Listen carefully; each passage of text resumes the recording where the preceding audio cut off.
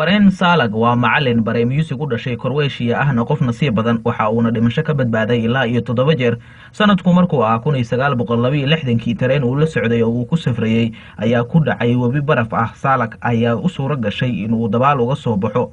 Sanadadan dambe waxaynu ku safarnaa diyaarado yaryar kuwaasi oo laga yaabo mararka qaar inay musiibo ku habsato ama ay ka qaldamaan wax yar, taasi oo inta badan dadkii saarnaa uusan midna ka badbaadin. Diyaaradii uu saarnaa Salag ayaa dhinac ka gubatay, kadibna si degdeg ah daaqad dhinaciisa ku aadanayd ayaa u furantay, kadibna hawadu soo raacay waxa uuna ku dhacay buur ka samaysnayd caws. Isaga markii laga reebo 19 kale ee diyaaradda la saarnaa waa ay dhinteen.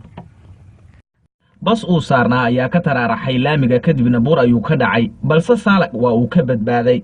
sanadkii 1970 baabuurkiisii ayaa dab qabsaday, balse waa uu ka badbaaday intuusan baabuurku qarxin. sanadkii 1973 ayuu haddana baabuurkiisii uu saarna dab ka kacay, markaana sidoo kale waa uu ka badbaaday Salag. Fareen Salag lama aysan safri jirin saaxiibadii maxaa yeelay wuxuu ula muuqday inuu yahay qof nasiib xun. mid ka mid ah dariska Salag ayaa yiri haddii aan maqlo in Fareen Salag uu booking gareystay diyaarad ama tareen waan joojinayaa safarka maalinta aan u socday.